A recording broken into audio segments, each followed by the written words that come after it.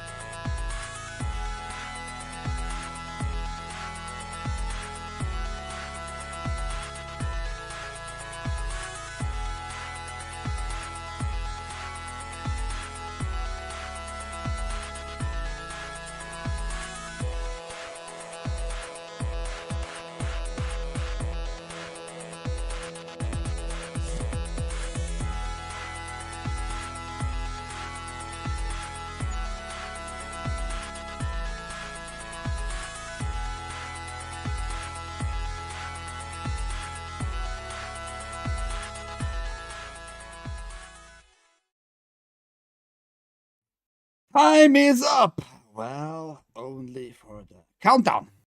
Ahoy! Welcome everybody, my name is Ike, this is Switzerland.playit with TAGN, the Angry Game News, every day, 10 AM Eastern, that is, on this channel, Switzerland.playit, on Rumble, of course, YouTube, Twitch, and Kick.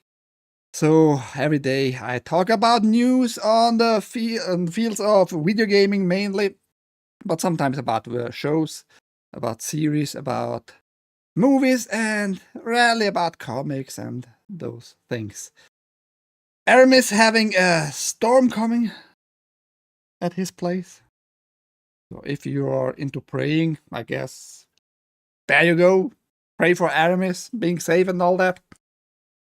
I like storms. I personally love storms. I had like actually bad experience in my childhood about storms. Mainly hail, like big hails dropping on our heads as a child. Was pretty scary, but I love it. I just love storms.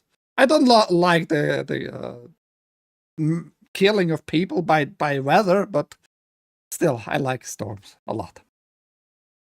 So Aram is having some stuff going there in the Caribbean. Ahoy, Evereden! She is here too, and she managed to get in time. Congrats, Evereden. We have a few stories today, not a lot. We're gonna talk mainly about supposedly biggest sales numbers, but we get no numbers, which is weird. They still claim it that one game in particular sold like the most in Europe. Assassin's Creed I Can't Breathe edition, which is Assassin's Creed Shadows, supposedly sold most this year in Europe. I don't believe it. I just don't believe it. I'm going to tell you why I don't believe it, so it's going to be a little bit interesting. But let's take a look on other news in total and in the video game fields, in the video game realm of things. Are you a big Shenmue fan? Me, not so much. It's a good game, I guess, but I never was into it. I never really liked it, despite being one of the best games on Dreamcast. The original was released on Dreamcast back then. We get now the third installment of this game, remastered, pretty much enhanced and all that. And yeah, cult favorite PC and PlayStation game Shenmue 3 is being reworked for PS5, PC, and Nintendo Switch 2. Shenmue 3 is coming back with Yu Suzuki and publisher Inin Game announcing the Enhanced Edition. The reworked and tweaked version of the 2020 game will be arriving on PS5 and PC as before, but also hitting Xbox and Nintendo consoles. TBC, but I think it's probably safe to say that it'll be Switch 2 rather than the original Switch. Yeah, most likely, because it's gonna be reworked on graphical stuff. Especially here you see the enhancement, the list. So you have 4K texture uplift, which is not a thing on Switch. So it's pretty safe to say gonna be on Switch 2 of the consoles by Nintendo.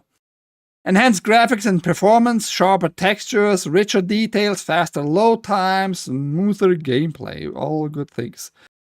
Down in the video description is the link to this article. You can check all the enhancements for yourself and maybe decide if you want to buy this game or rebuy it, the enhanced edition, if you already own the 2020 version yourself. Oh, haste! Yo! Shenmue 3 was a dud. Was it? Maybe they should do like a good remaster of the first two. I don't know. I was, like I said, never into the Shenmue. Supposedly, many game developers love AI. I have my thoughts about that in a second. 87% of game developers are using AI agents in their workflow, says new survey. A new survey by Google Cloud and the Harris poll has found that 87% of developers are using AI agents in their workflows. The research survey, published on August 18th, 2025, yesterday, was conducted in late June and early July 2025 and asked 615 game developers in the US, South Korea, Norway, Finland, and Sweden about the current state of AI in the industry and where it could be heading next. You should have asked more, because there are way more nations with game developers. China, you should have asked China. We might not like China in general, but some games come out of that place, that big place. India has a lot of game developers too. You might not know it, but India is a big country with a lot of people, a lot of developers, not just outsourcing the developers. Yeah, many other Asian nations, South America, all that. So you should have spread it more out. Just saying. Google Cloud found that respondents largely agree AI is having a positive influence across a wide range of creative efforts, business settings, and internal workflows, with more than 90% of respondents saying it is helping with an array of challenges, including driving innovation and enhancing the player experience. Now, my question is here, like, how you can make that even up? Like, how can you conclude that statement? What argument are you going to put on the table for enhancing the player experience just by using AI? You would need to have the same game, like in a medicinal trial, like in a medical study with the placebos, right? You would have the game with AI stuff in it and without AI stuff in it, and just to see if it enhances the player experience. You're just making here some claims nobody can disprove or approve, for that matter.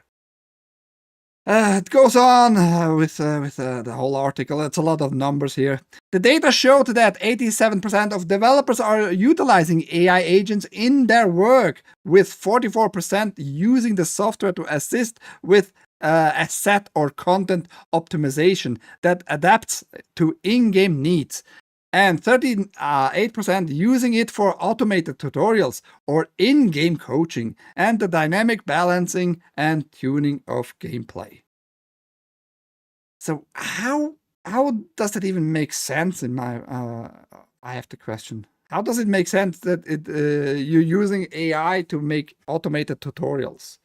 Like, a tutorial should be like spot on, like showing you how it's done in the game, and you're just leaving that to the AI to make it up? That's weird. So more than a third of those asked said, like, yeah, they are using it for automated tutorials. Just weird to me.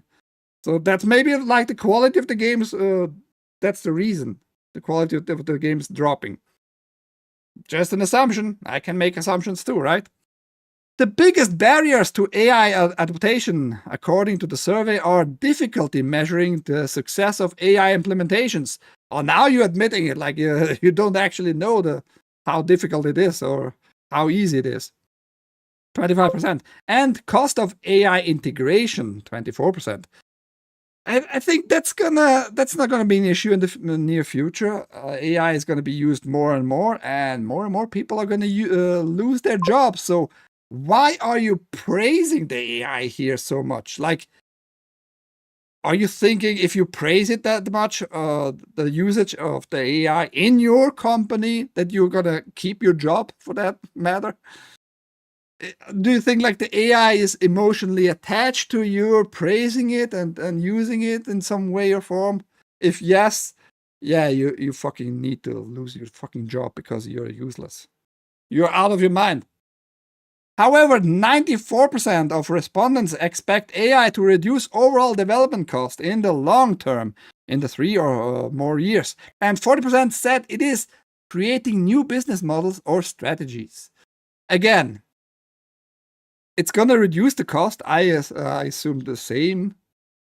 But that's only going to happen when real people, human beings who need to be paid, leave the place. So your job is here on the line, just mentioning it again. Overall, the research found a widespread adaptation of generative AI in the game industry and a surprisingly level of optimism for it. Yeah, be optimistic about that, losing your job. Or maybe you lose the job at the latest because you know how to use AI. We are just getting closer and closer in dangerous territories, in my opinion. Like, we're gonna get probably for a few years a lot of slop games, but probably cheaper games for at the beginning. But the AI needs to be developed. The AI needs to be better, and for that you need good AI developers themselves. But you're gonna lose a lot of jobs of artists, creative minds, and all that, because they are sloppy. They are have gotten probably very sloppy over the last 5 years or so. And the survey pretty much shows that, right? In some way, like, yeah, we actually use a lot of AI in our workflow, and I get it. certain tasks are just easier with AI, and you don't need to redo the same stuff. You already know how to do it, but it always uses a lot of time. A lot of time is wasted for you. I know that it makes the workflow in many cases easier, faster, and all that. But the AI is not going to stop just making your life easier as a developer. You're going to be replaced if the possibility is there. Companies, publishers, developer companies, programmer studios and all that, they will replace you. If it's cheaper, with the same quality, with the same result, they're going to replace you sooner or later. So don't praise AI too much. Be like effective in your work and show that AI is not a replacement for you. If you're just gonna admit like, yeah, I use AI the whole day long to make do the work for me, you're gonna be replaced. Developers in the US, DEI hires using AI as a crutch. Probably because you have not the correct talent to program. You're gonna be using AI all day long. And if those people, the DI hires, go away, nobody will cry for those people. Yesterday, we had like this other AI stuff by the Descendant programmers who made on TikTok advertisements, and we have a new update here on this issue. They stole my face, streamer claims. The first Descendants ads used AI to make it look like he's promoting it. And it was this dude, and I mean, that's a AI generated face, but yeah. And this guy was named Daniel the Demon. He's on YouTube, and I assume also on TikTok the whole time. I have no affiliation nor contract with the first Descendant. They stole my face reactions from my most viral video and used AI to change what my mouth says and a voice that isn't mine. I did not consent for my likeness to be used. We sincerely apologize for the delay. That's their response now today. Yesterday they had yet no apologizing statements on the web. We sincerely apologize for the delay in providing this notice, as the review is taking longer than expected. Once the verification is complete, we will promptly share an update through an official notice. Yesterday they just said, yeah, nothing wrong on our side. We just posted on TikTok and we leave the copyright issues up to TikTok. So if we don't get any response from TikTok, everything is all right. But yeah, players and video game enthusiasts found that out yesterday. I showed it. It looks super awkward. It sounds stupid. It's absolutely slop advertisement. But they went with it. And I hope this Daniel the Demon guy maybe gets something out of it. Maybe can get a few $100 because they used like his face. They used his voice. They made his voice say different things that he wouldn't probably say it like that, you know? So I hope he gets something out of this slop advertisement by the first Descendant. And like I said yesterday, I don't look forward to play this game. I wasn't looking forward to playing that game. Now I'm looking even less forward installing that game ever. Let's move on. We have a few articles only left.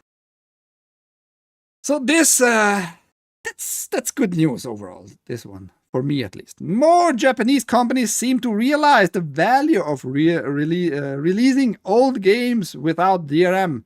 UrhG staff say so top Dreamlist game Final Fantasy VII might actually eventually happen. Yeah, I hate Games Radar's fucking title, like headlines. That is most likely AI generated, actually, because they have always such long-ass headlines. Final Fantasy VII developer Square Enix 1997's contribution to RPG royalty is a highly requested addition to the DRM-free games distribution site UrhG, but it seemed slightly out of reach until now. after being asked by why Final Fantasy VII wasn't already on GOG during an interview with Kiwi Talks on YouTube, the site's technical producer Adam Ziolkowski, I don't know, sorry if I butcher your Polish name there, says it's a good question since Final Fantasy VII is really the best game that was ever created. My saying, this dude is like me. But Japanese developers are only just beginning to soften to the DRM-free gaming that makes up GOG's philosophy. If you own a game, you should be free to play it how you want and for as long you want, you should say. Square Enix, I mean, they have a few games on GOG. It's not like they have none. For example, Deus Ex is there. The whole series. All parts as far as I know.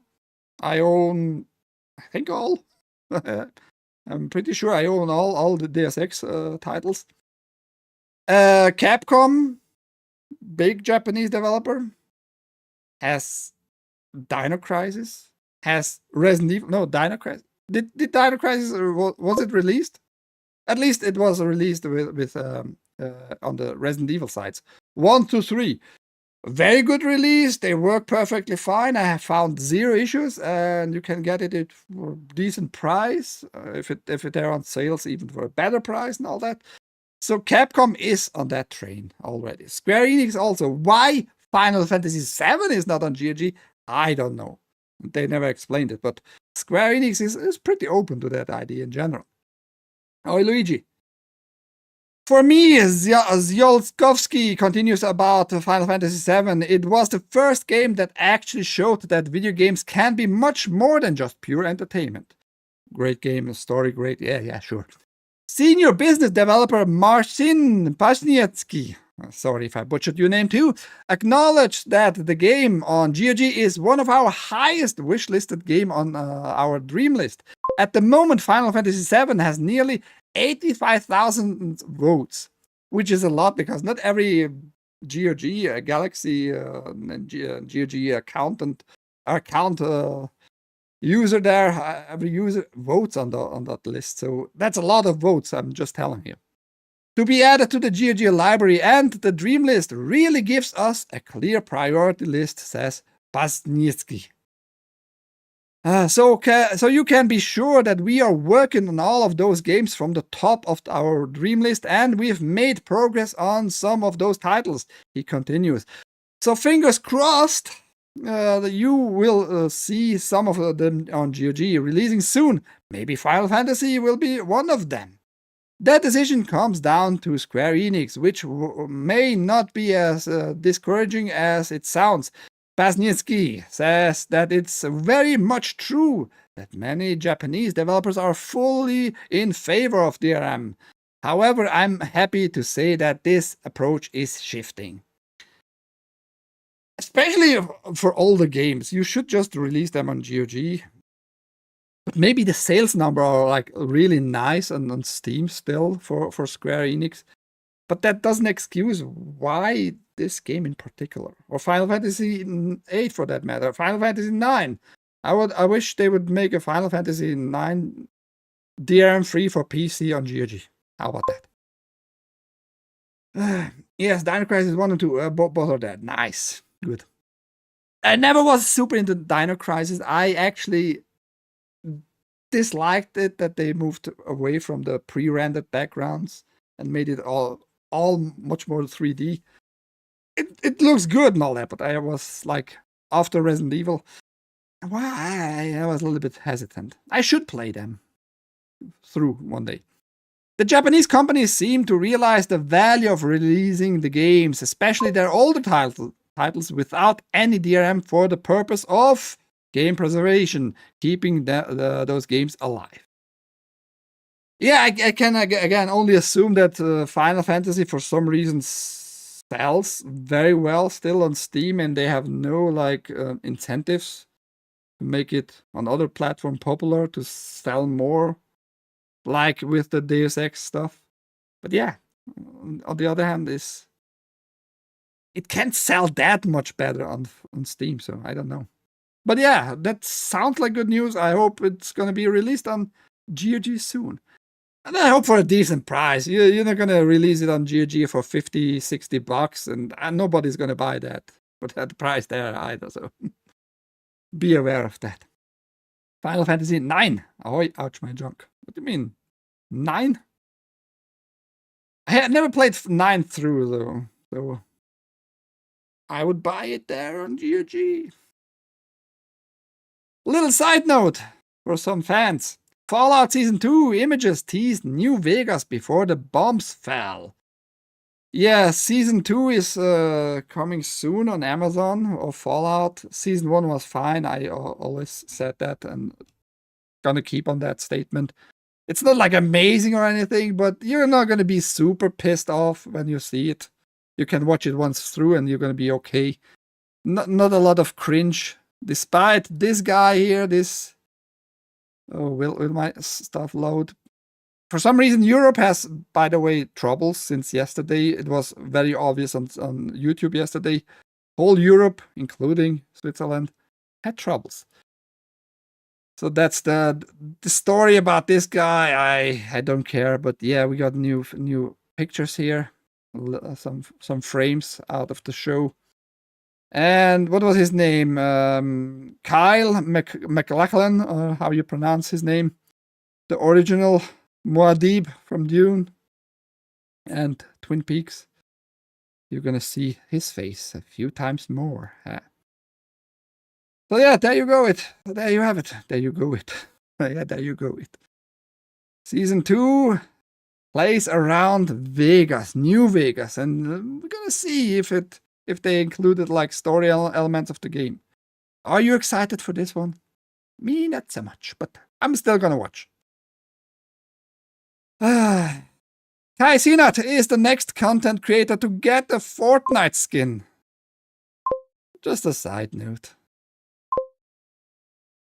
Why I took him as a side note, because I don't report usually on skins in Fortnite, because every fucking day they get new skins.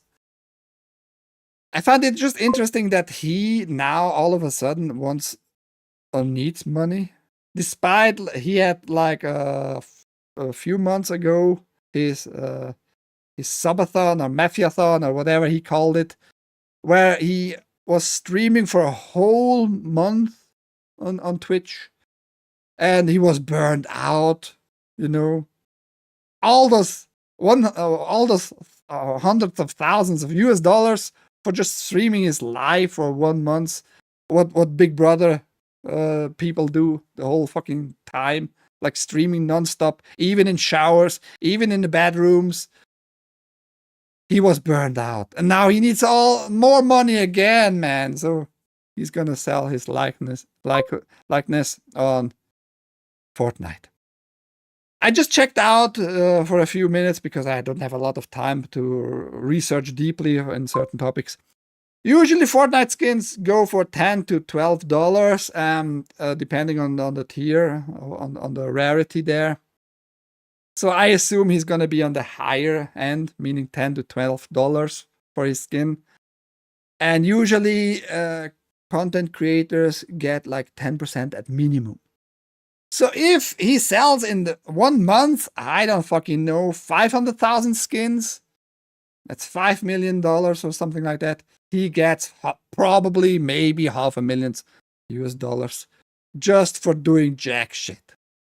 Great job again. And maybe he gets a burnout too again. Who knows? Oi, Bimo. I find it just weird that's a news headline, you know? Especially from this guy. I don't care for him. I find his content very lame. A 3-hour stream, him going to a store, buying his kids something, and that's it. That's content, really? And Rumble fucking doesn't feature me on with news? That's not content here? I don't know why people are so much into absolute mundane, lame crap, but there you go. There you go. He's the, I think, top 1 or no, in the top 2 of Twitch sub-wise. He gets a lot of money every month. He gets like hundreds of thousands of US dollars. that's one bigger story. I want to take a little deeper look here. Are you checking out Steam reviews usually before you buy a game?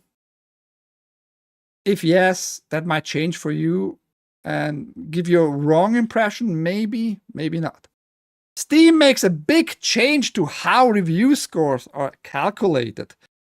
Valve is overhauling how Steam reviews are displayed in a new update it announced on Monday. The percentage score usually assigned to games based on the numbers of positive and negative user reviews will now exclude reviews written in other languages. The change comes as Steam becomes an increasingly popular global PC storefront, and routine review bombing from players in specific regions can torpedo a game's rating for everyone on the platform. So, yes, I have my thoughts. It might be good, it might be bad too, though. It might give you